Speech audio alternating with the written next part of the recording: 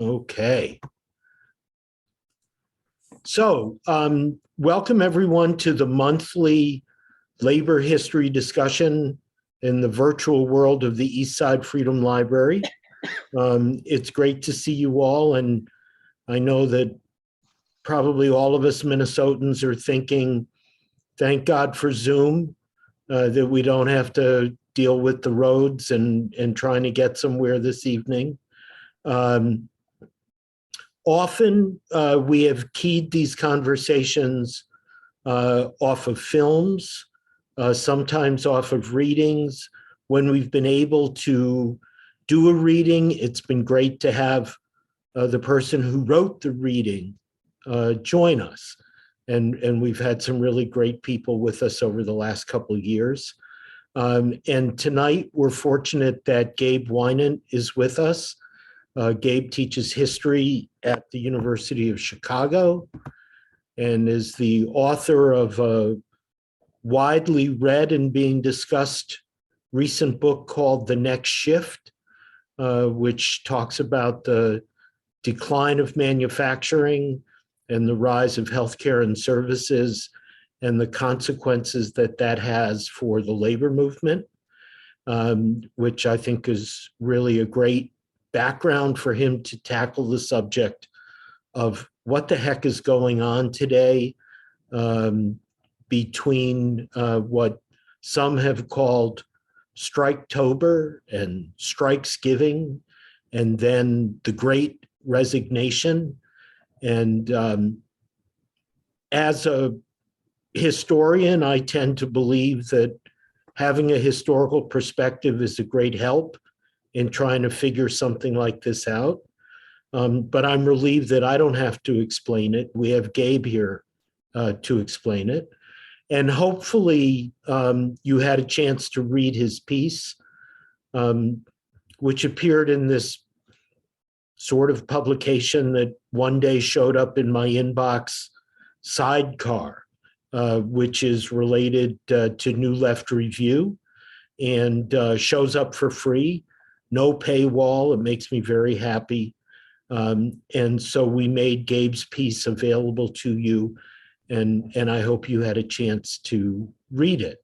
So what I'd like to do is give Gabe a bit of time, I don't know, 15 minutes or so if he's willing, to kind of summarize and focus his argument for us. And then there's great experience in the house tonight.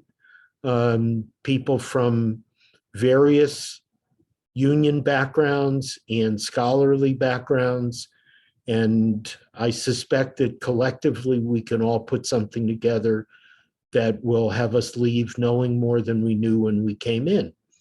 So I'm going to hit mute, and let me ask you, if you're not muted, please do, so that when your dog barks or your kid hollers, the rest of us don't need to listen.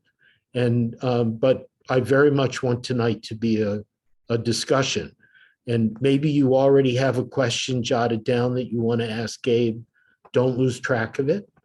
And I'm going to hit mute and turn things over to Gabe. Okay. Well, thank you, Peter. It's really, it's a pleasure to be here for numerous reasons. I mean, one, I've known of and admired Peter from afar, as a kind of aspiring young labor historian reading his work. And we met briefly at a conference maybe 6-7 years ago, but I've known about the East Side Freedom Library for a while, and, been excited to kind of have contact with it in some way. And beyond that, of course, anytime, I think folks here are all in some way connected to questions of the labor movement or labor struggle, it sounds like. And, you don't want to just write for, intellectual self-indulgence. You want to write because, or I wanted to write this piece, as I generally do with my work, as a way of trying to collectively talk over and figure out, the problems that we face and the struggles that we have for justice and freedom in our historical moment. So like Peter said, I'll just kind of summarize briefly the argument. It sounds like some of you read it. It's okay if you didn't. I'll try to kind of encapsulate. but it would be more interesting to have a discussion than just to talk at you. So I won't take too long. I'll start by saying that, both kind of in my approach intellectually and also out of my own personal history as someone who has been a union organizer as well as a historian, I really always, and especially in this piece that we read for today, strike a balance between that is really the kind of fundamental optimism about improving and transforming our society, is the belief in that power, and realism about the huge impediments that workers face in our society and in all societies at all times when they try to do that. And we have to try to be specific, actually, about what sources of power in any given moment, in any given kind of context, working class people have or might have, and what obstacles exist that we have to think about and try to understand.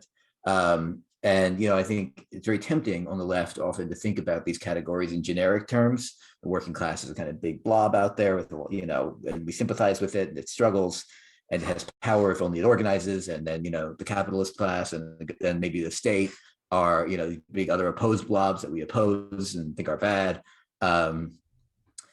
And, that's true at a very, very kind of stylized, abstract level. But, if you've ever tried to organize a group of workers or any kind of struggle, right, you quickly encounter all of the complicated specificities of every single person, every single organization, every single workplace, every single struggle.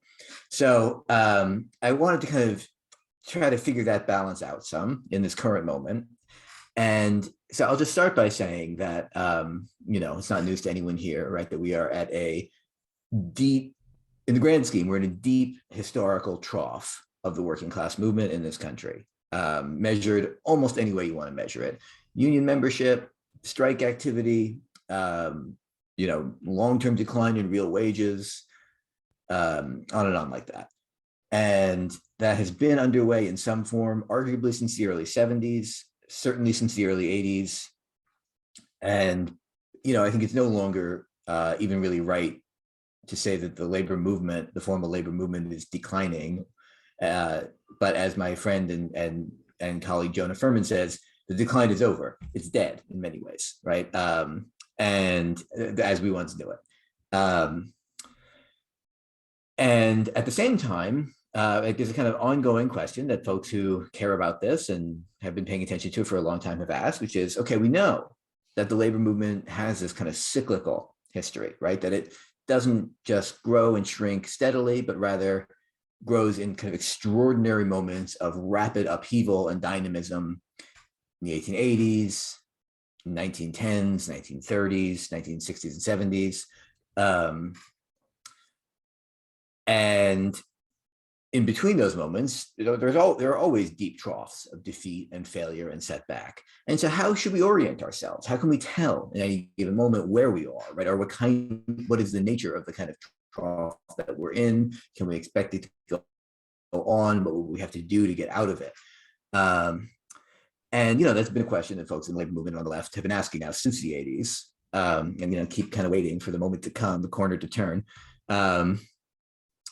So, one kind of phenomenon that's been going on the last couple of months, and in some ways the last few years in certain respects, is something of what looks like an uptick maybe in strike activity. And this really started in 2018, 2019, particularly with the teacher strike wave, the so-called Red for Ed movement of those years. A little bit other industries also. There's a GM strike in 2019. There are always some number of hospital strikes going on. And so in 2018, 2019, the strike activity, although not particularly high in the grand scheme of things, still climbed higher than it had been since the mid 1980s. That seemed like a good sign. Then it fell off quite steeply during the pandemic. The kind of emergency mobilization seemed to make it impossible to kind of contest what were the very obvious kind of brutalities and inequalities and exploitative dimensions of so-called essential work, the kind of killing zone that the American workplace became. And, throughout the last year, I think, I heard people asking, and I asked myself, might the end of the pandemic, whatever that looks like, look something like the end of previous moments of national mobilization, like the end of World War II or World War I, when there were big strike waves driven by kind of suppressed workers' demand for improved wages and working conditions finally being let out by the end of the emergency. So, then we had this thing. So it first got called Striketober, and now it's gotten kind of extended in time. And it's really remarkable and kind of novel in some ways and limited in others. What's remarkable and novel about it is that it seems to reflect, so the kind of uptick in strike activity in the last few months, and in general militancy, even where it hasn't resulted in strikes, like in the case of IATSE, for example, the Hollywood Technical Workers Union, who voted at 99% to go on strike with 90% turnout, and then settled the contract narrowly shortly thereafter without striking. Similar cases have happened in other industries where there's kind of observable militancy, even if it doesn't result in a strike.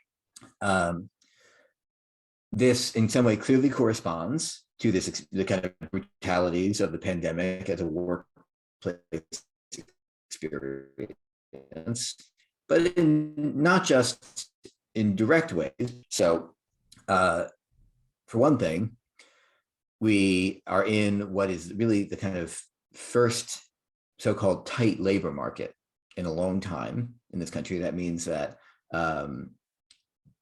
as we kind of hear all the time from angry restaurant managers and so on, labor is not available at the wage that capital would like to pay for it.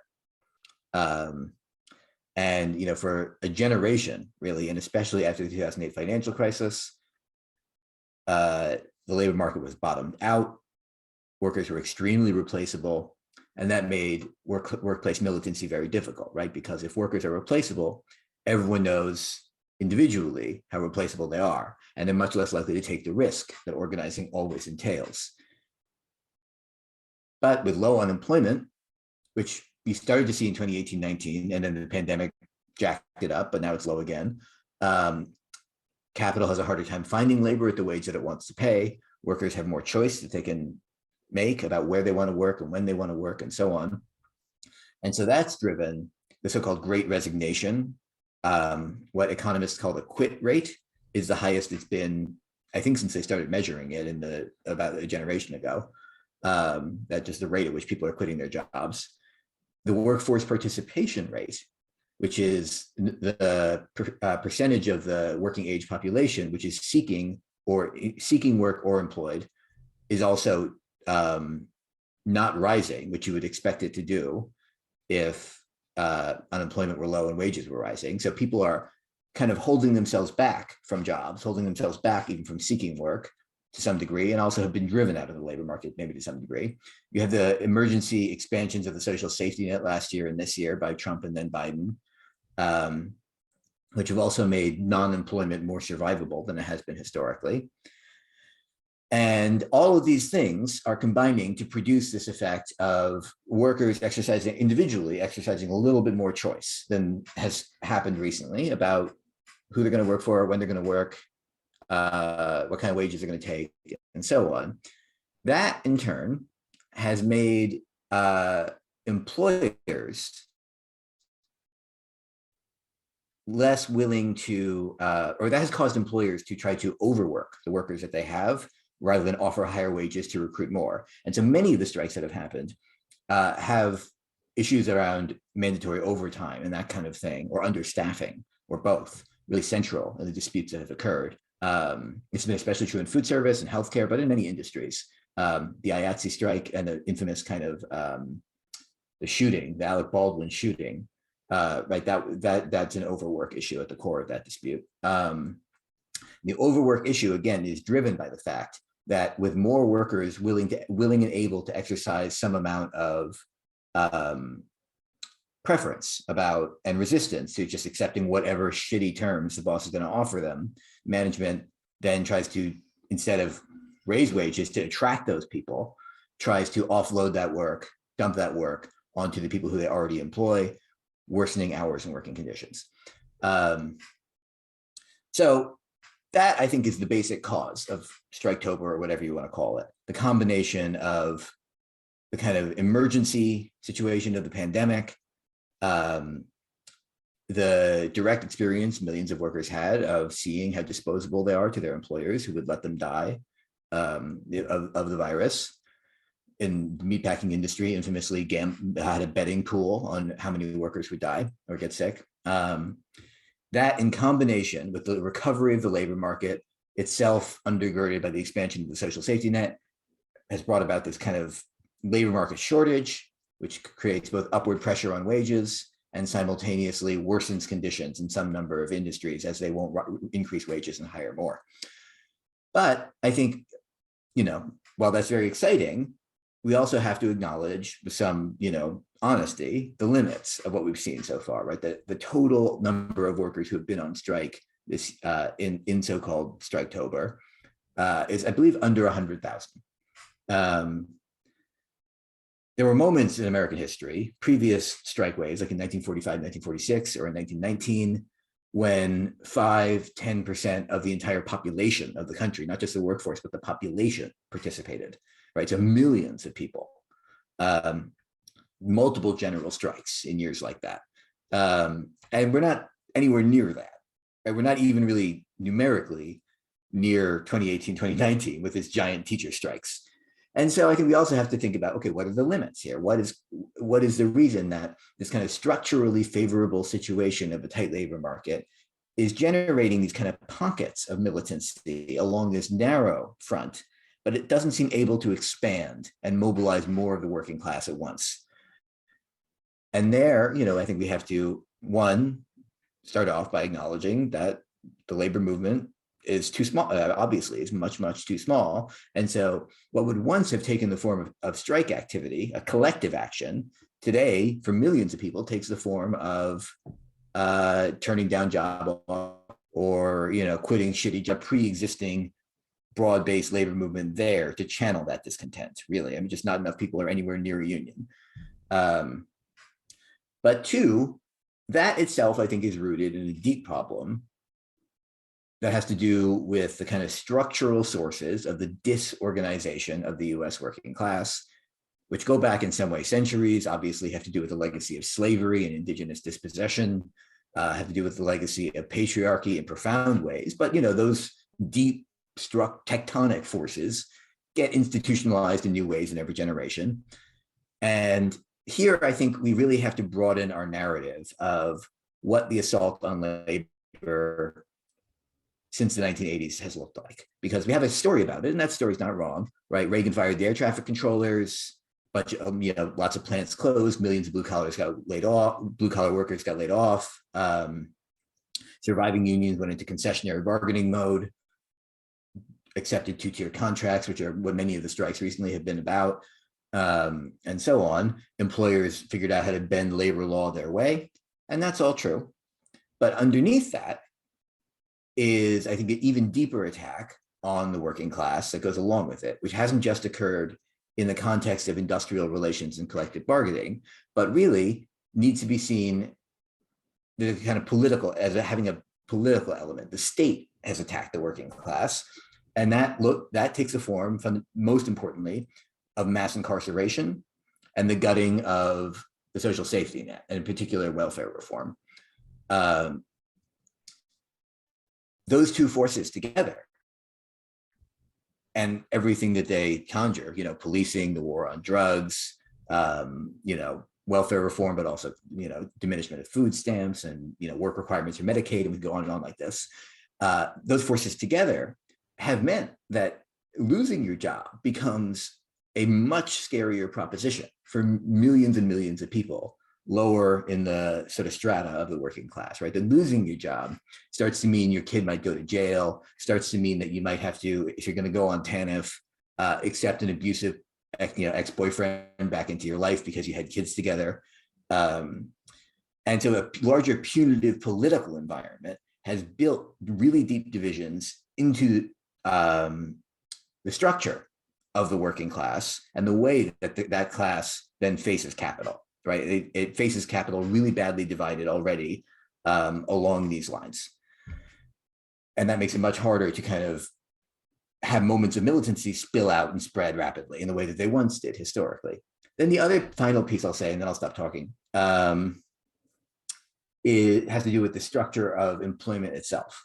So there's also been a tremendous shift in, this is what my book is about, in what kinds of industries capital employs labor to work in.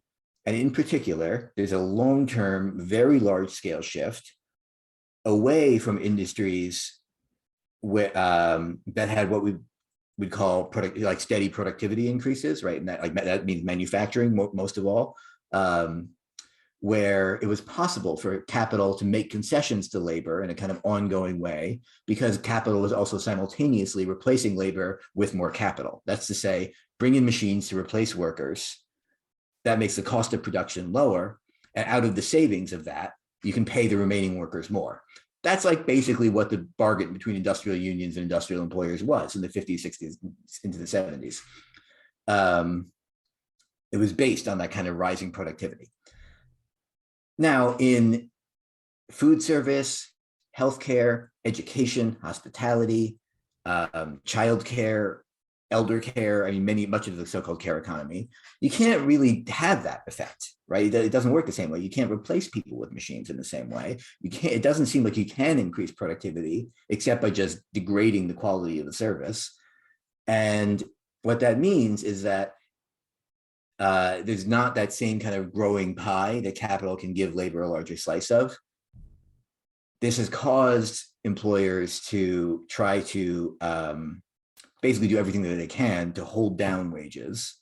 And we can talk more about what that looks like, but things like the gig economy and so on, I think, need to be understood in these terms.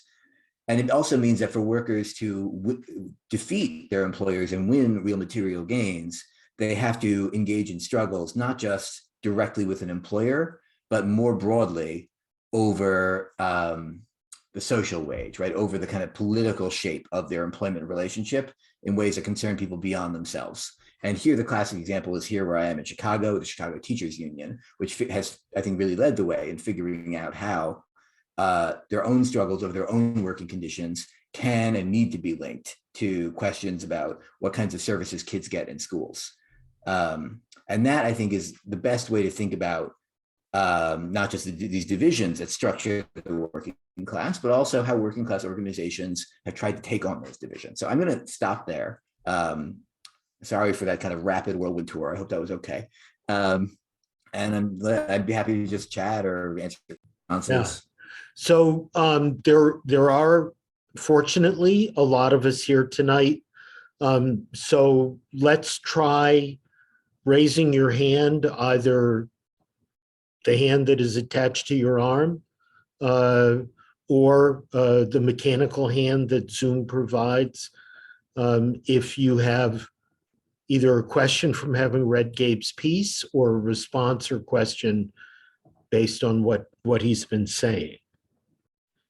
Will Cooley, why don't you unmute yourself and speak up, please? Okay. Yeah, I think that's a good segue where, well, first of all, thanks. And thanks for sharing. And I look forward to reading your book because I lived in Canton, Ohio for 11 years. So I saw that transition away from the industrial economy. So through my question in the chat, and good segue from where you finished, that bargaining for the common good really energized me. I'm a teachers union member. My wife's a teachers union member.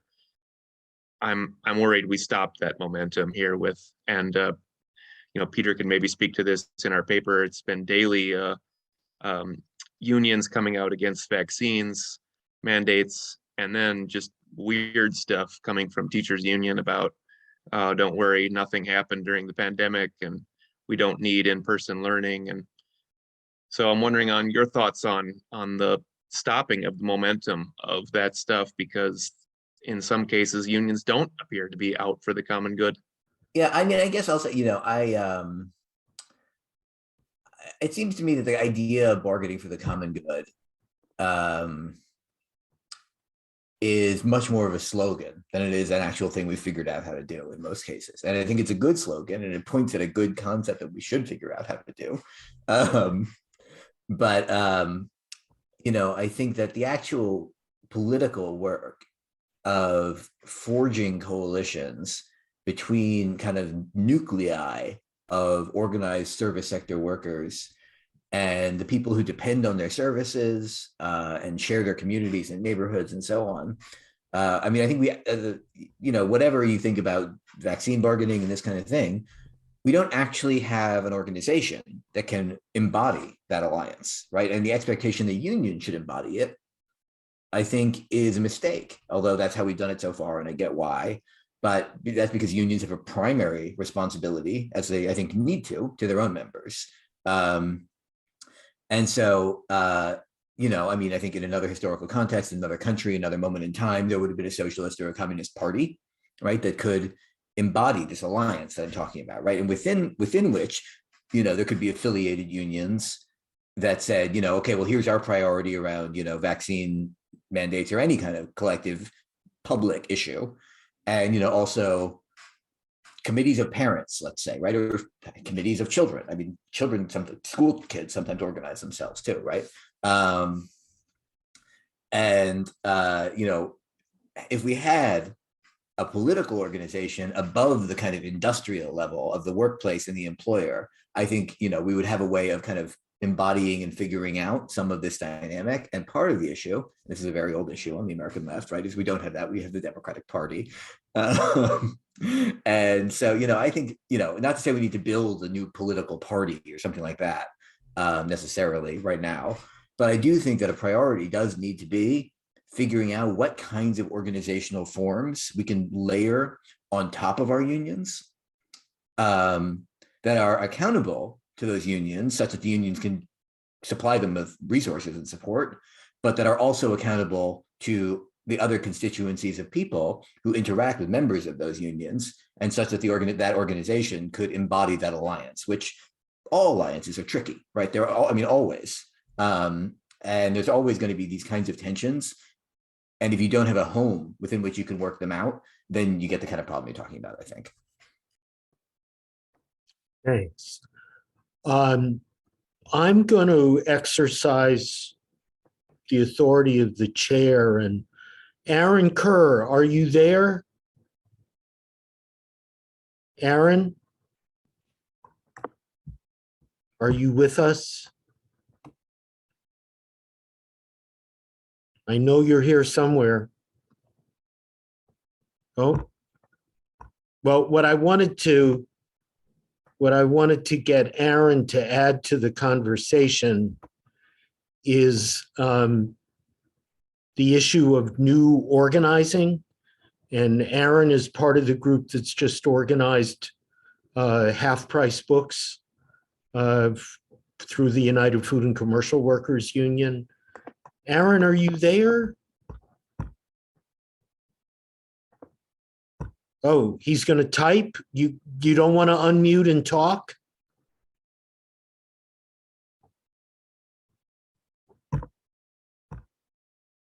No, he's going to have to go to another room. Okay. Well, because I think that one of the things that Gabe's analysis does not include is the new organizing that's also going on. And in a number of spaces and places, Aaron will just give me a shout when you're ready, Aaron. He's probably never going to talk to me again. In the meanwhile, Alana, please.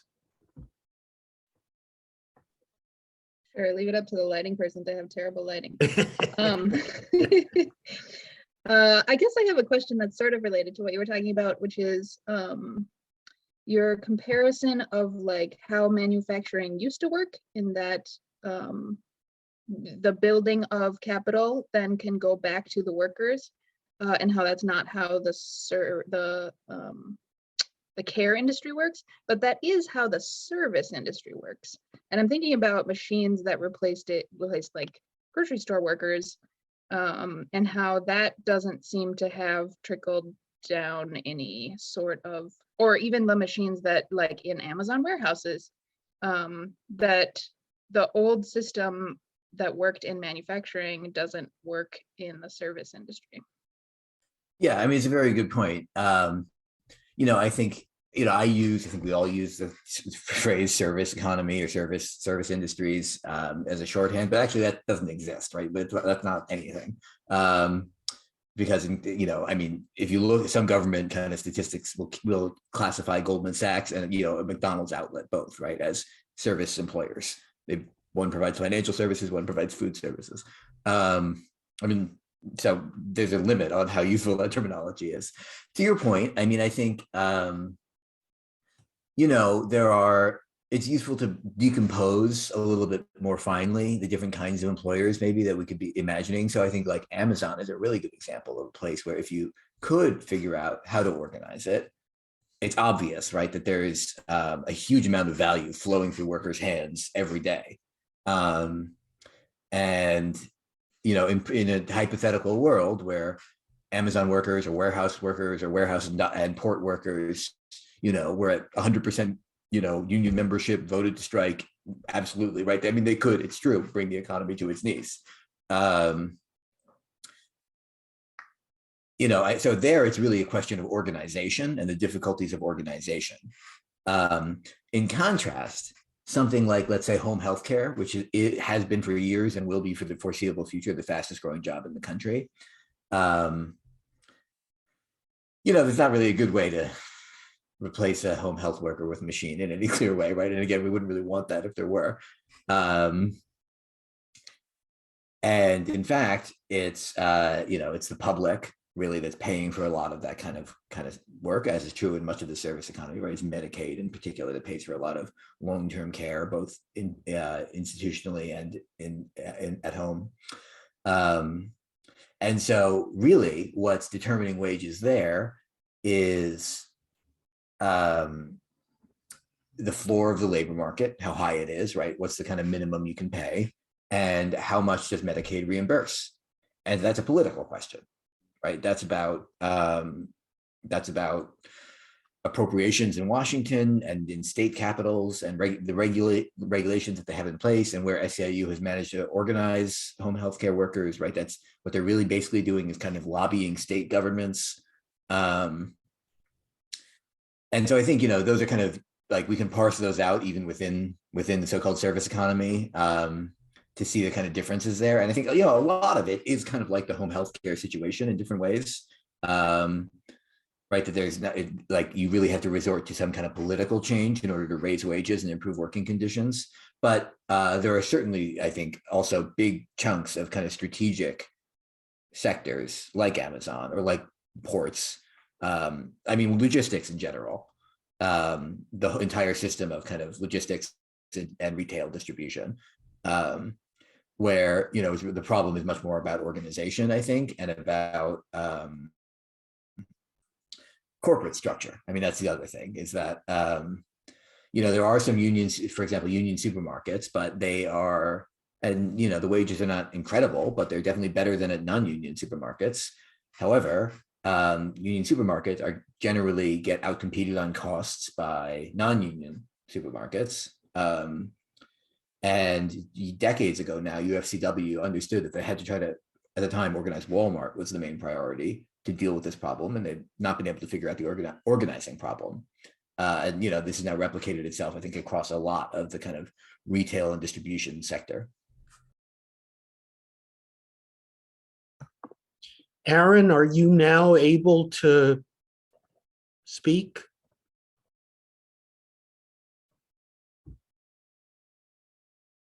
No.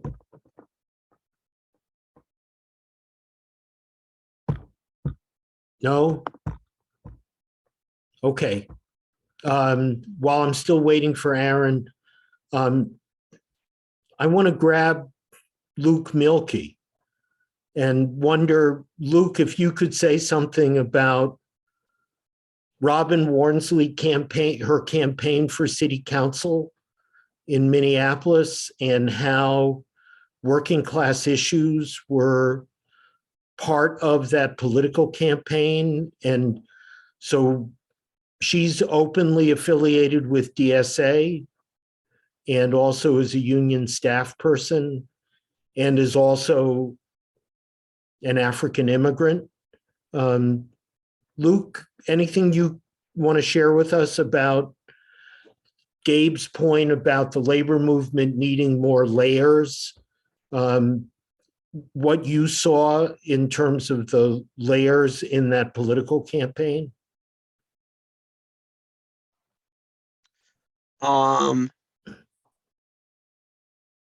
guess you really put me on the spot there, Peter. Well, that's my job, Luke. Yeah. I mean, I think it was for us, it was like an interesting campaign of where there's a lot of people are struggling with like uncertainty about like, can they continue to afford living where they currently live, both students, because we represent the U of M campus and Augsburg, but also a lot of people who live in the neighborhood, like trying to figure out, like, can they afford to keep living there? And then combine that with, you know, the ongoing impacts of COVID and sort of the uncertainty of that. And then that these people all live through the uprising, you know, within blocks of Lake Street in Minneapolis, and just trying to figure out like who is going to actually has a plan to take care of them and involve them in making decisions about their neighborhood. And they are just like a sort of ongoing frustration with like the lack of interest in both any current elected officials and also the sort of right-wing response or backlash. And it took a lot of organizing and a lot of conversations with people to get them to not go along with this right-wing backlash against the police brutality movement. So I think it was an interesting opportunity for us to talk to a lot of students, a lot of homeowners, a lot of renters about the issues. And it's like a very interesting class. I mean, we're in these like really fancy apartment buildings like Prospect Park that have just like sky high rents. But there's nowhere else to live. You have to go with it. Like they're all full of students who are like sleeping, like 3 to a bedroom, and they're being charged by the bed, and not even just by the apartments anymore. The landlords rent out the half of bedrooms at this point for, up to $1,000 for half a bedroom. And there's like there's no alternatives for anyone. I guess one thing, going back to sort of like the discussion of, I work in a grocery store and I'm a member of UFCW.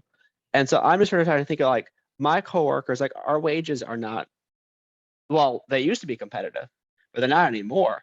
We're being outpaid by Whole Foods. And maybe there's some like legacy Cub Foods that are like in a better spot, but we're only a couple of contracts in, so we're not getting paid enough money. And so what we're seeing is like, we just don't have we're not finding a solution to deal with like just sort of the burnout among people like dealing with COVID in the long term.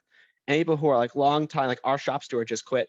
Like he's like, I'm done with this. Like, and it wasn't because of the union or like it wasn't like a terrible job. It's just like the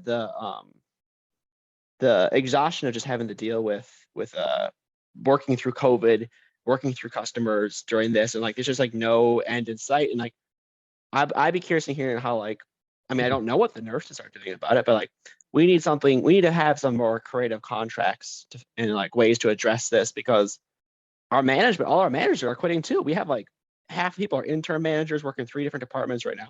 There's just no managers and there's no one left at the stores. And there's no solution in sight for, at least in the grocery stores. Yeah, so I just be interested to hear what sort of like what other creative response people have to figure out how we deal with keeping people in their jobs, so we have some people left to, win the next contract fight to get better raises for people. Thanks, Luke. David Kramer, please. Can you unmute yourself and speak? Yes, Phil, that works. Oh, it's Tracy. Hi. It's Tracy and David together. Yeah. David and I are both members of the St. Paul Federation of Teachers, and just speaking to what Luke just said, it's the same thing happening with the teachers. We are all exhausted, and there's a teacher shortage, and there's a bus driver shortage, and there's an educational assistant shortage and a teacher assistant shortage.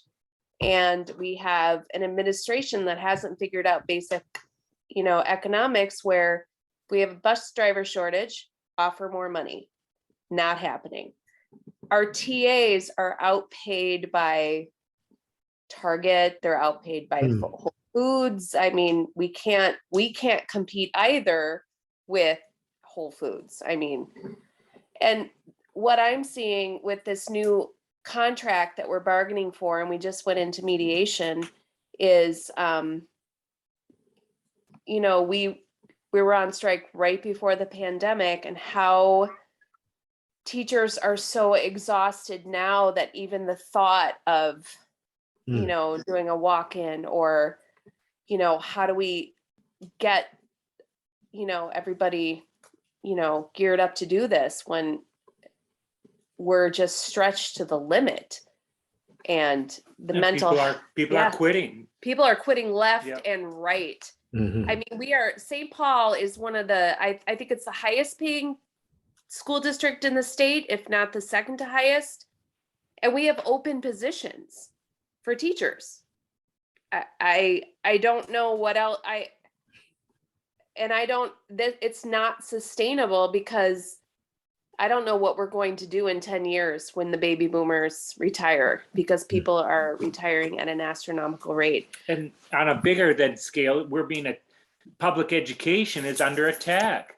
So we have all these charter schools, which first originated in Minnesota, charter schools, and people could go there and bring their kids there. Well, it's just totally undermining. We don't have politicians that support public education anymore. They support private education, or they support public education, and it's a big divide. And I don't know. I mean, I would like to hear what the author has to say about how do immigration and refugees fit into this. And I kind of get a little abstract here, out on a limb, but it's like, you know, the principles we believe in unionism, in democracy, I want to see those principles survive. And I don't care what nation or what race or where these people come from, but I hope this country can still have those kind of beliefs and carry on a democratic society. And I don't see that today. I see it much more. It's very frustrating. I just want to jump in and say, having just watched the PBS NewsHour and an extensive piece on Biden's Summit for Democracy, that I didn't see any evidence that issues of unionization were part of the conversation about what does it mean to be in a democracy. So I just had to say that. Tracy, please go ahead. No,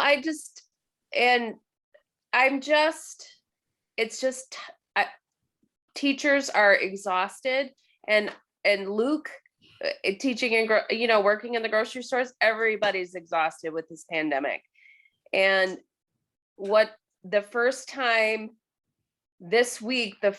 today, actually, I was talking to someone, and the school shooting in Michigan, and the fact that, you know, we had a kid at Harding High School with a loaded gun for 2 hours at Harding High School, you know, and I just found out just information today that, so it's starting to be like, I don't know how much teachers are feeling. I feel from talking to teachers, I know we're just feeling how much more can we, you know, fight the fight. We're in union negotiations again right now, Yeah. Contract negotiations. Yeah. So that's all. It was just more of, you know, And just agreeing with Luke. To that- restate what Tracy said, we did strike right before the pandemic, and we were on strike. The pandemic was happening. The governor was going to shut things down. And it was like, we needed to come to an agreement like today. And Tracy was came home at 6 a.m. after negotiating all night. And okay, we got an agreement. The strike is over. And that was our last day. And we were then out of school. And now, well, that's enough said. Yeah. We're not going to say anymore. Sorry. Yeah. Thanks, Peter. Thank you both. Let me get Aaron and Aaron's story about the bookstore workers into the conversation too, and then see if Gabe wants to respond to a bunch of these contributions. Go ahead, Aaron. And I'm sorry to have put you on the spot. And can you hear me, Peter? Yes, indeed. Peter, I'm going to kill you, but I didn't know I was going to be put on the spot by Peter and I was in an area of my house I couldn't turn my camera on, so I had to shut my whole computer down. But now I'm here in my basement. It's all good. I forgive Peter, and maybe he'll let me come back and play music again at Eastside Freedom Library, because that was pretty awesome. I work for Half Price Books. We have 6 stores in the Twin Cities, but there's over around 130 stores nationwide. They are the second biggest bookstore chain in the country right now, I think.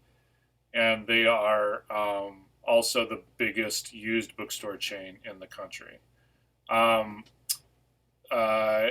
We started having conversations about unionizing in May, and it started with just literally 3 employees getting together, talking about it, working with a union organizer, and then doing the things that you've got to do when you organize, as I've discovered now, having done it, have these one-on-one conversations with all your coworkers.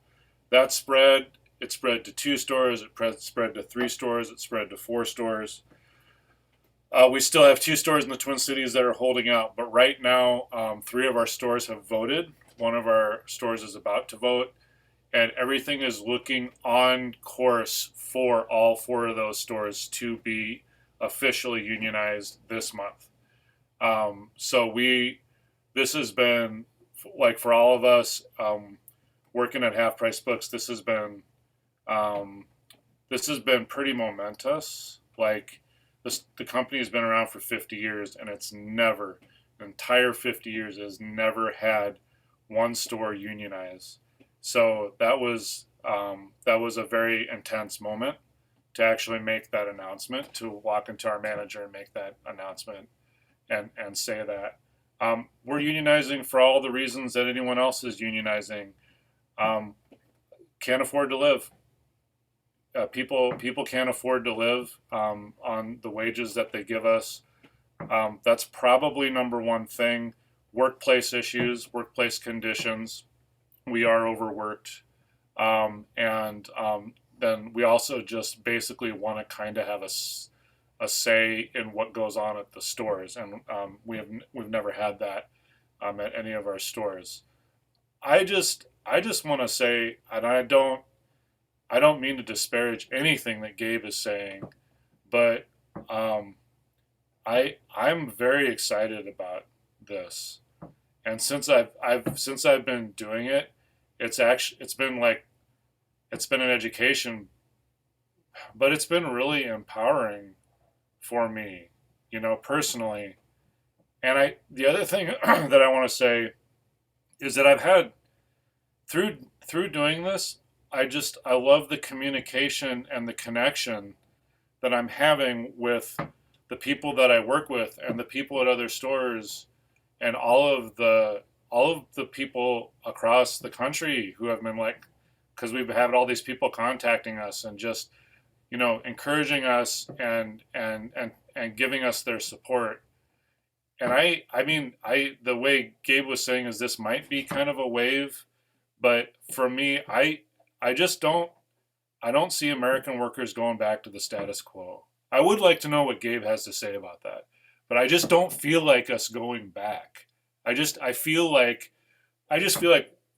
workers are just sick of it. They're just sick of it. There has to be systematic change.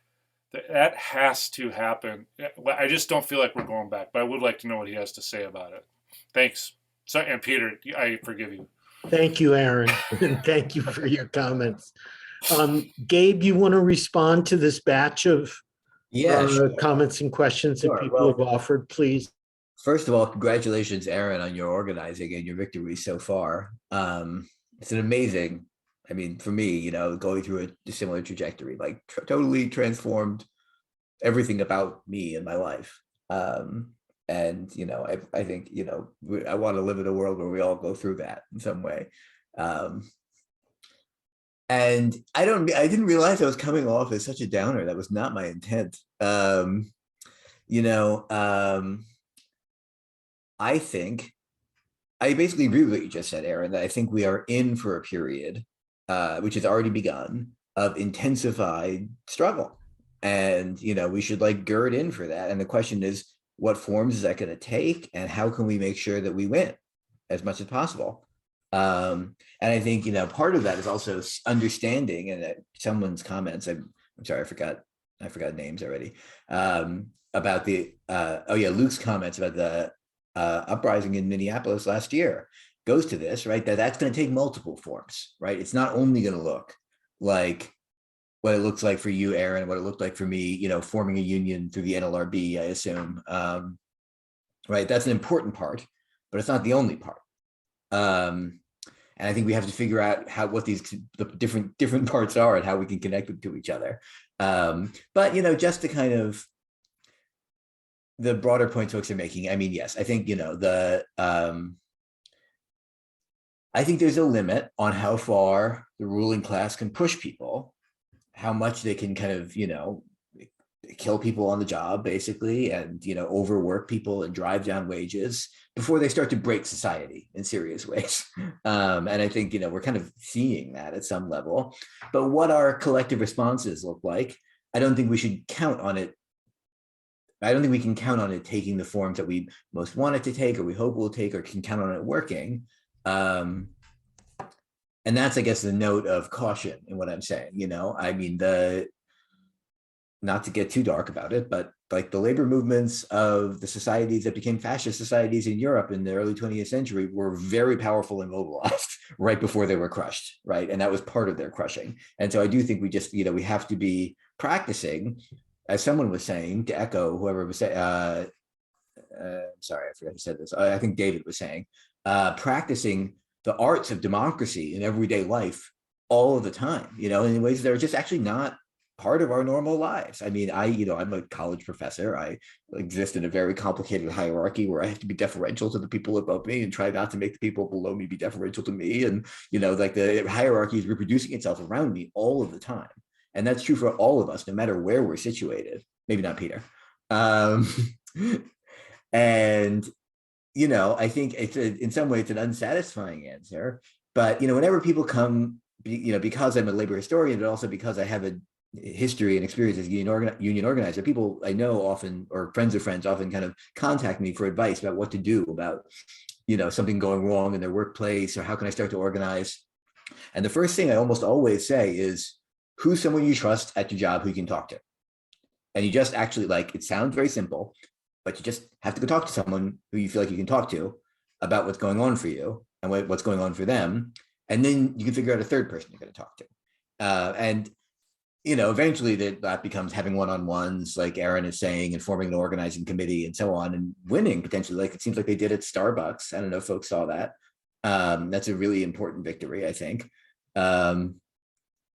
But I think even before that, at a kind of more elemental level, we all need to get a lot better at talking to the person working next to us about what's going on for us. And even in union shops, even in mobilized union shops. I mean, it sounds like Tracy is on the bargaining committee in the St. Paul School Teachers Union. And that's fantastic. And we all need to be doing that. And also we all need to be figuring out, I mean, I don't know if your union is organizing the charters, but there are now teachers unions that are organizing the charters. And, that are trying to kind of build alliances either with other kinds of unions in the schools, like custodial and food service, or with parents and parents organizations, or with students organizations.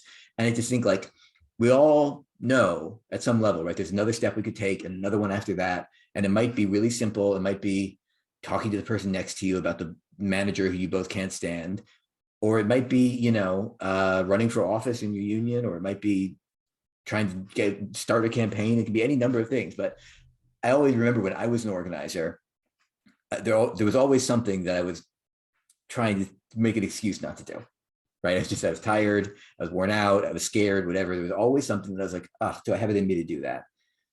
And then there was always someone saying, okay, you got to do that. Let's do it. And I think, we all, that is the place that we are in and have to get comfortable in, it's like whatever our next step is, taking it.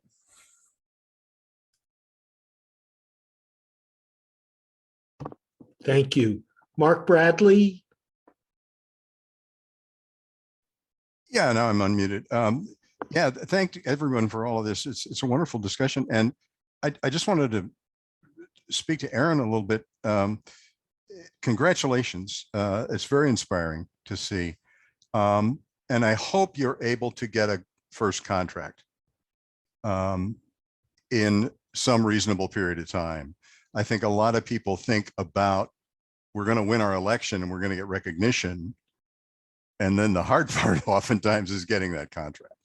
I was just thinking that I was on our national organizing committee call the other day, and there's a Spanish language broadcast outlet in Chicago, and I think they won their election in 2012. They still don't have a contract. It's a very difficult thing to do. But I also wanted to speak a little bit to what Gabe was just saying about some of the historical evidence, and we're seeing it now, that a lot of these people who are as tired and exhausted and pissed off as David and Tracy are not coming to labor, they're going to fascism. And that there's historical precedent for that. And you can say that the Republicans, who have always been the party of management and capital, have made a deal with the devil, that they have absorbed the fascists, and it may turn around to bite them. But for now, to me, it's a very fearsome thing, because the fascists are literally getting away with murder. And if we go to the streets, we're not going to be armed, but they are. And I remember back in 2000, there was a 6-month strike over commercials. And we were out on the picket line one day, and I said to a friend of mine, mostly rhetorically, I said, would you be out here if you thought you might die? Because the people whose shoulders we're standing on did. And at that point, it was almost just something to say. But I think in today's climate, that's a real possibility. And Gabe or anybody else who wants to speak to that.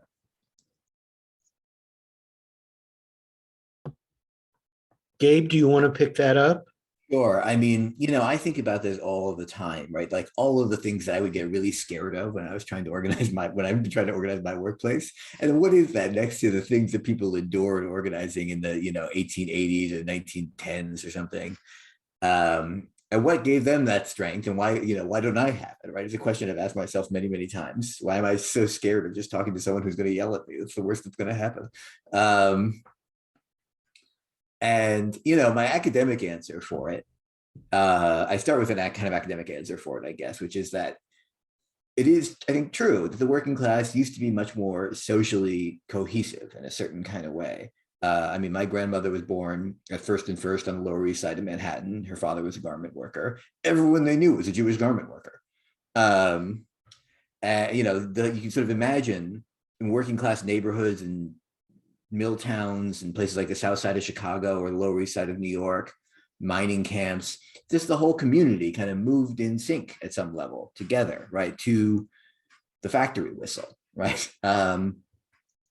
And, often had either the same religion or similar religion, and, shared immigration experiences or migration experiences. I mean, all kinds of things.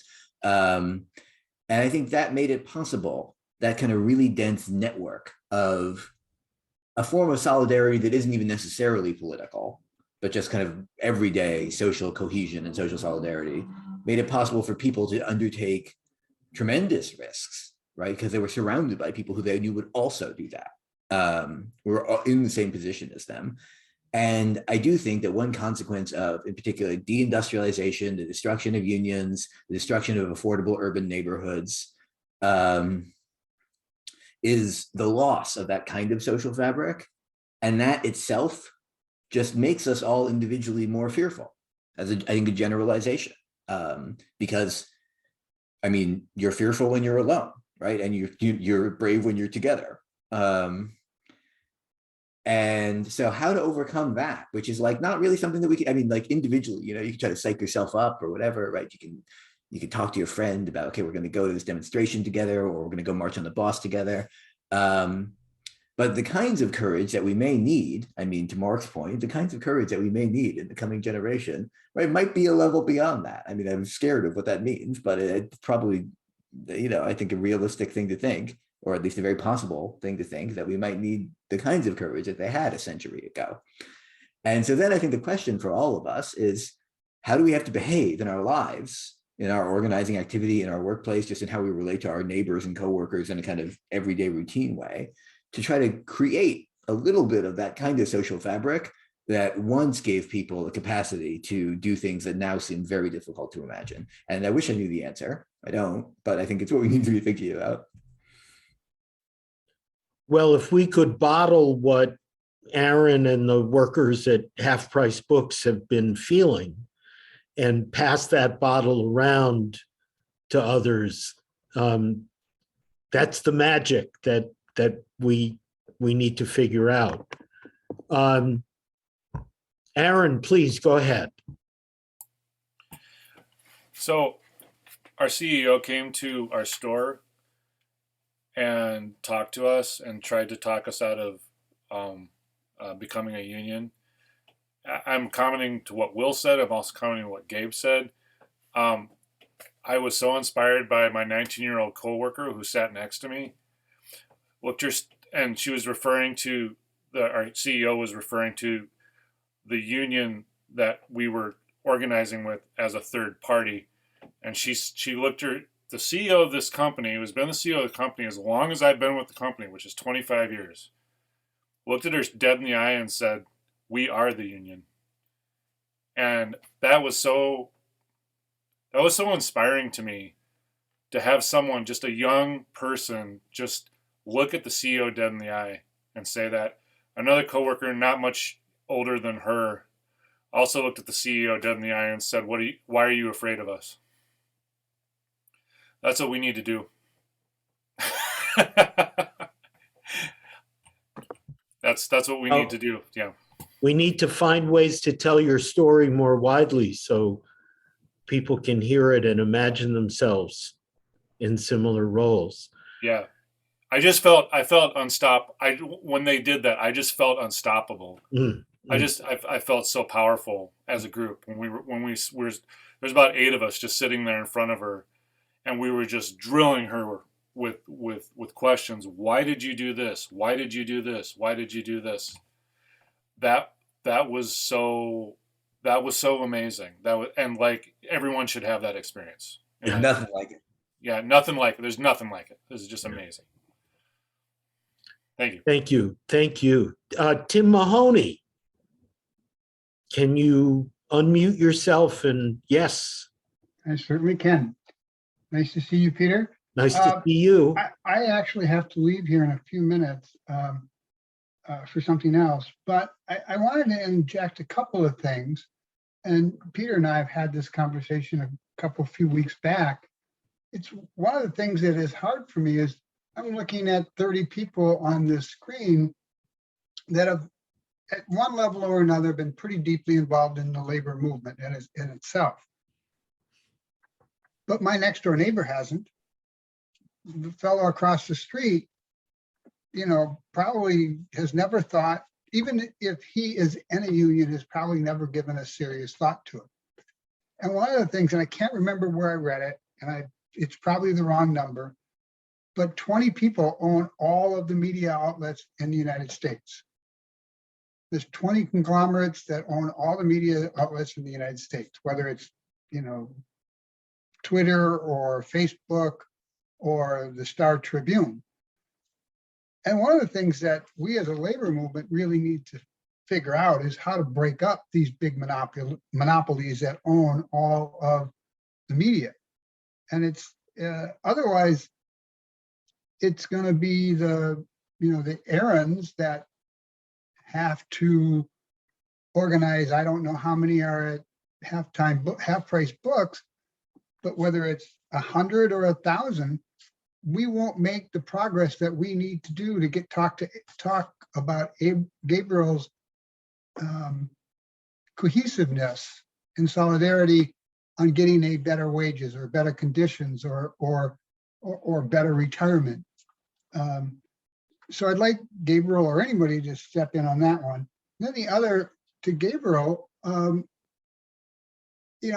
may be way off on this. And Peter knows I sometimes step out on a limb and say things that raise some hackles. And I want to understand, I want to hear other people's thoughts on the immigration issue, which has really shrunk and given more power to low-wage workers because they don't have the fear that their job is going to be taken by the next person immigrating to America, whether it's from Afghanistan or Honduras or wherever.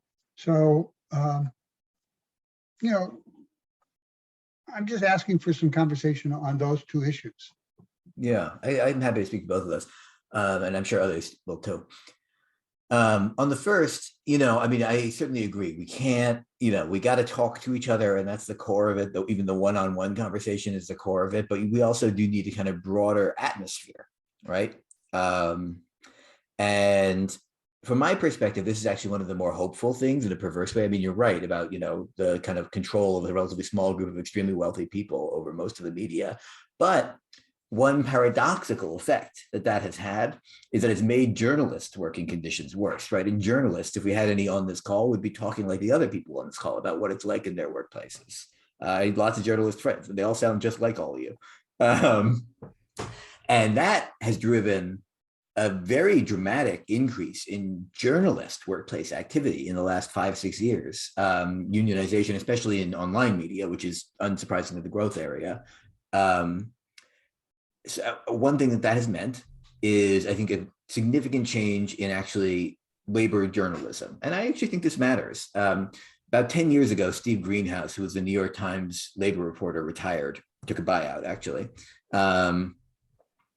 And I remember at the time, people in, the labor world said, that's America's last labor journalist. There he goes. And now, you couldn't name them all. And, I couldn't do it off the top of my head. There's a whole new generation of younger labor journalists who got radicalized in some way by working conditions in the journalism industry, and now want to tell stories about workers and workers' movements and unions.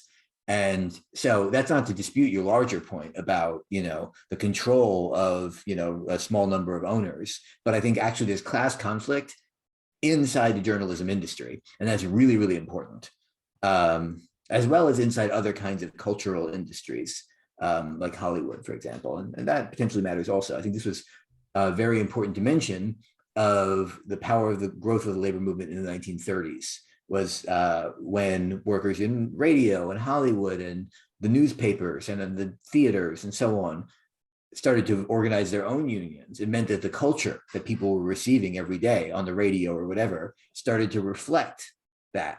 And, they could, listeners could hear something in the radio shows they listened to that made sense of their own experience of their own workplace. So that's all that one piece. On the other piece, I think, it's obviously true that immigration is a potential element and has been used as an element of division in the U.S. working class. And I think that creates, a temptation to try to, have a kind of more walled off U.S. working class, shielded from immigration as a way of boosting wages and rebuilding solidarity. I do think it's a mistake to think that way, though, because I think what that does is it tells workers that their opponents, their enemies, are other workers. And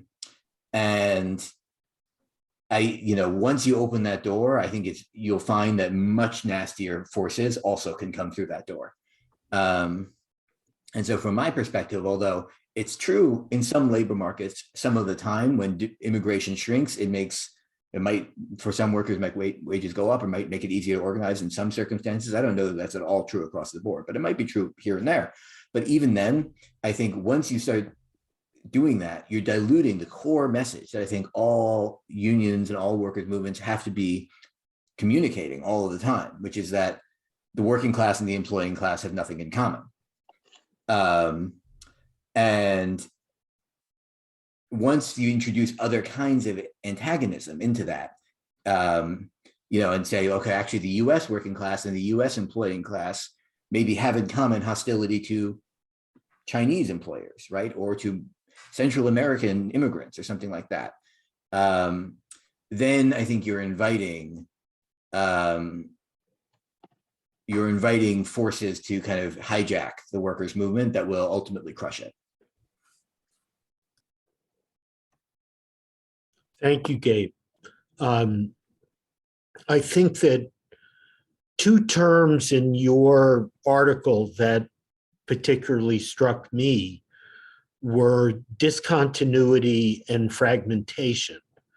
And I think as we try to think about the place of immigrants themselves in the working class and in these industries that you're identifying as the industries that have grown, the industries where capital does not have a productivity boost strategy. So the head-to-head conflict with workers is more entrenched and perhaps militant, and how those struggles of immigrants, and I think back to the May Day March in 2006, and we saw 30,000 people in the streets of St. Paul, how different parts of the working class might inspire, incite, push other parts. And I wonder, Gabe, can you speak directly to these concepts of discontinuity and fragmentation and how they fit into your analysis?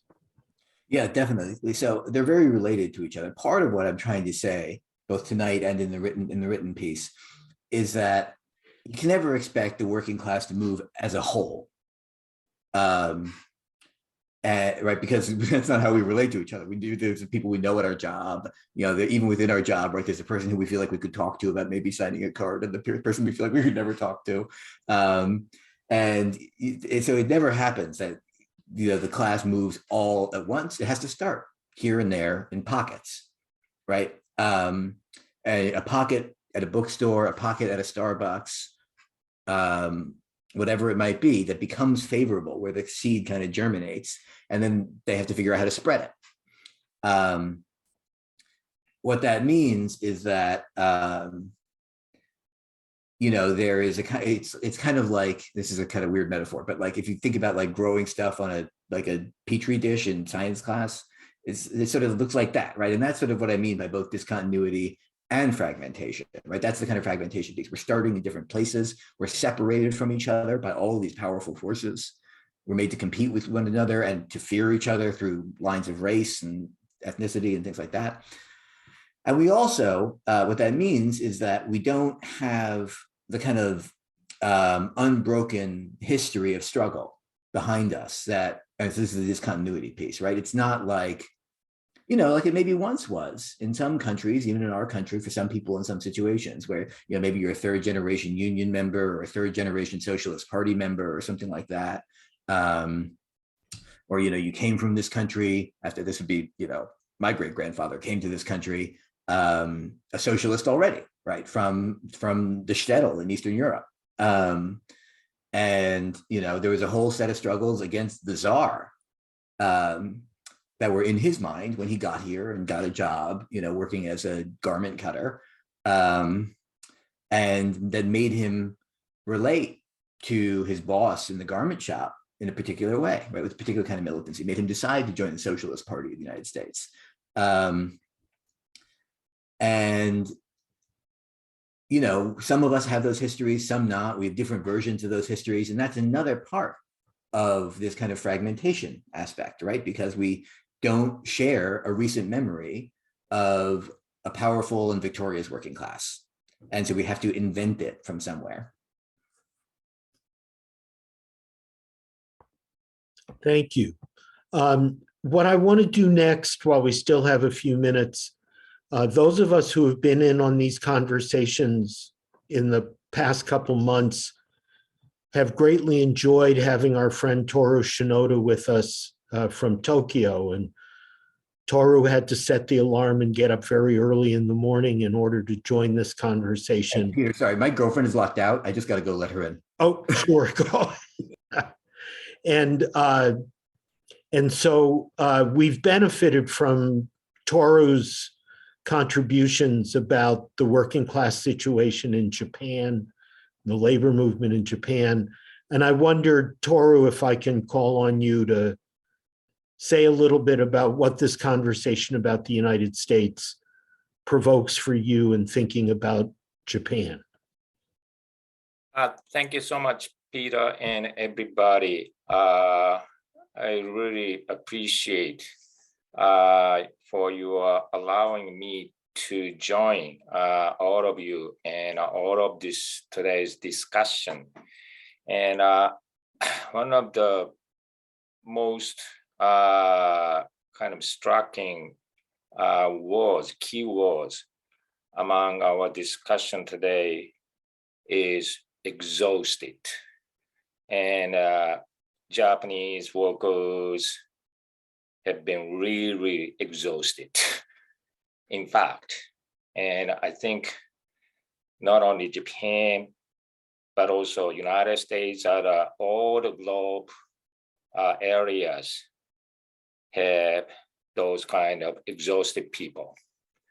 And so I really appreciate to letting me know we are all same, negatively though.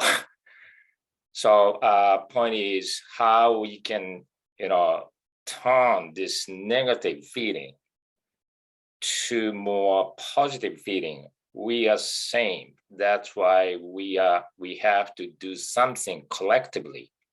That's the most important things we should think right now. And not only domestically, but globally though. So I think that one of the tools with which we can be promoted to that way would be imagination of the things that are away from us usually, but sometimes becoming familiar with us, like historical evidence or big narratives with which we used to feel like we are same. So again, for instance, Gabriel talking about the 1930s stories or labor movement history and that kind of things, I think still useful for me. So the point is how we can use or utilize this kind of narratives, which used to be very useful. I've been trying to do that in Japan because Japan had a very active so-called, not so radical, but strong labor movement history from 1940s to 1970s. And then other kinds of labor movement dominated all over Japan. But the elder people, really elder people though, who were active in that labor movement, still alive. So I've been contacted with them and I've been, talking to them how your experiences, how your, stories can be useful for younger generation, like my students. So this is one of the examples how we can turn this negative identities, exhausted people to more positive kind of able people to change our lives and our society, our globe. So that's my inspiration. With that, we can go ahead. Thank you very much. Thank you, Toru. I consistently find it helpful to bounce our situation off of Toru's and think that their history of immigration is very different from ours. Obviously the history of slavery in the United States, and yet so many of these issues are the same. It's very useful. Thank you, Toru. Thank you for getting up to speak with us. We have a little bit of time left, and I know that there's a number of really smart people who haven't spoken yet. Let me just make this an inducement. If you haven't had a chance to speak yet, if you would like to, would love to hear from you.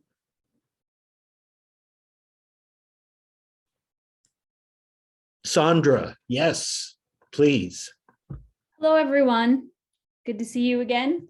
I have just a general question for Gabriel, something I've been thinking about for a while. So not necessarily specific to your very interesting article, but something about organizing that I've been thinking about for a while is, what have you seen? What are your thoughts in general about digital organizing? So organizing is hard enough on its own, but if we take the organizing in the digital space, or even organizing in the digital space without previously shared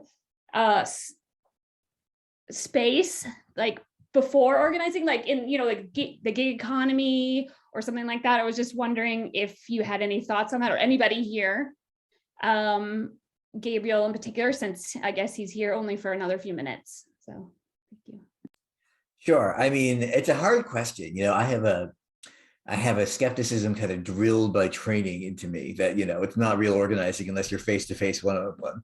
And so I have to kind of wrestle with that to take your question seriously and engage with it on the terms that it deserves, because it's clear, right, that actually digital means seem to be sufficient to set huge numbers of people in motion in the right situation, often in scary ways, right? I mean, we've seen the role that it's played also in violent and racist movements and that kind of thing, as well as in, certainly like the revolutions in places like Egypt were not only because of social media, but it does seem like it played a significant part.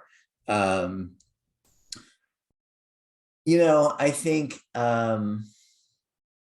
that's basically to say, I don't know the answer to that question. I mean, I think like it's hard for me to figure out. It seems like it's hard to build the kinds of relationships that allow for the kind of profound trust and cohesion that I was talking about that way.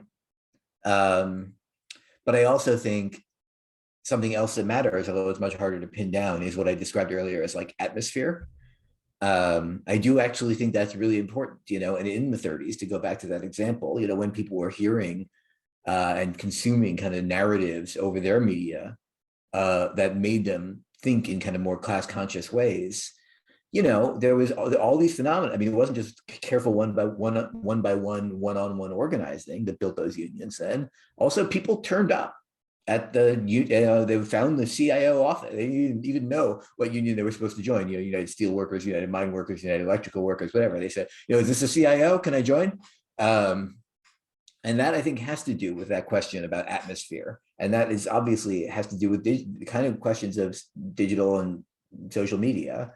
But how you like create that as part of a plan, as opposed to just like hoping it happens spontaneously, I do not know. Link, my friend Link, please. You're muted, brother.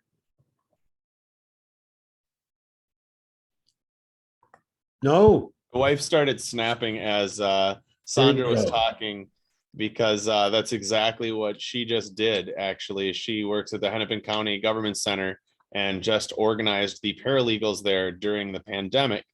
And as much as she says she doesn't have insights, she does. The biggest thing is that collecting everybody's personal information is really one of the first and foremost things that you have to actually actively work towards, because instead of being physically in the environment and being able to walk over and casually ask someone their phone number or their personal email, now you're basically going through company avenues, which is of course very not what you're trying to do.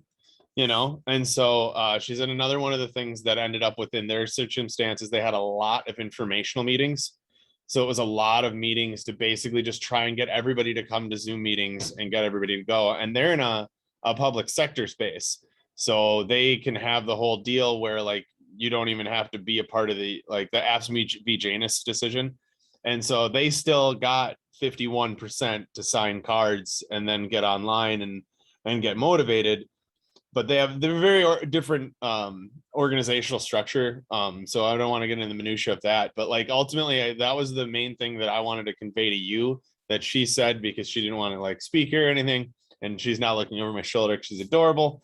And the biggest thing is just that like it really makes sense to me, because like I would have a hard time even on a job site talking to a brother and getting some of their personal information. So the idea of not having a face-to-face connection to establish that, I think would be one of the biggest things. But if you can come up with a plan to do that, you know, whether that's social media, you know, that would probably be a really good avenue for trying to do that. It'd be social media, whether or not you know any friends or any kind of connections that you can come up with. I'll also say, like, we had the benefit of having attorneys that work with us very closely, already in the union that we joined. So we were able to utilize existing union members that the potential members knew on a personal level. So using those connections was definitely key.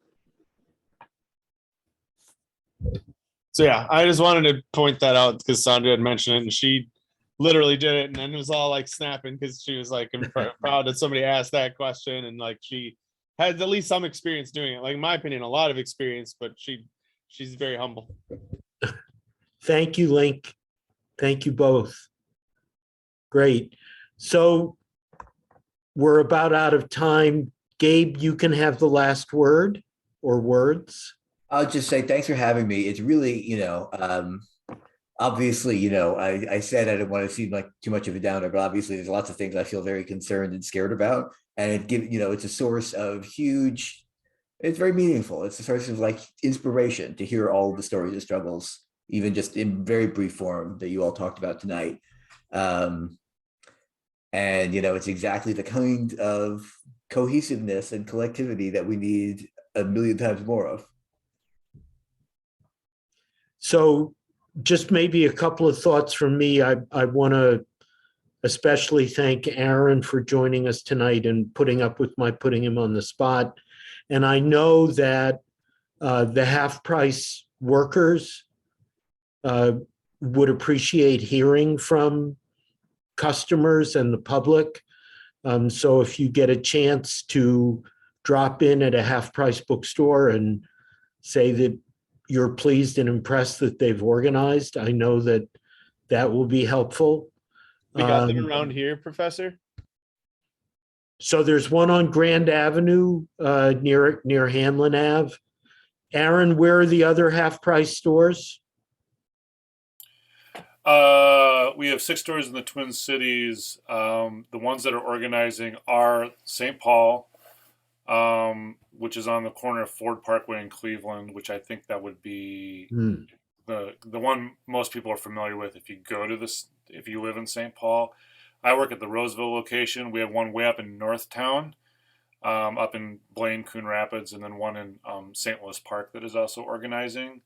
The 2 stores that have not started organizing are Apple Valley and Maplewood.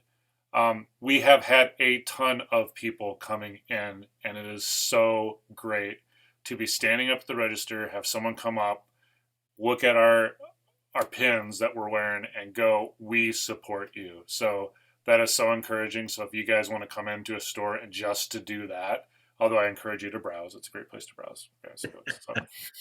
Thanks. Yeah. And it's great to remember that there was a great organizing campaign at Borders Bookstore in the early 2000s that has left stories that have been important to this campaign at half price.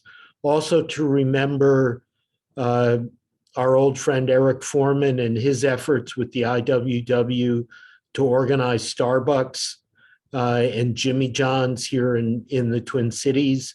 And now we have the first victory at a Starbucks in Buffalo. I think the question continues to be, how do we take the experience that Aaron has described and share that experience with others? It's the antidote to the exhaustion, I think. It's a new level of self-esteem and sense of empowerment and connectedness. I really appreciate everybody joining us tonight. We will have another conversation in January. So watch the Facebook, the Eastside Freedom Library Facebook page and our website calendar for when and what we'll be focusing on. Brother Link, you can have the last word. No? This was the I love you in American Sign Language. That's all. I was doing. Okay. Thank you.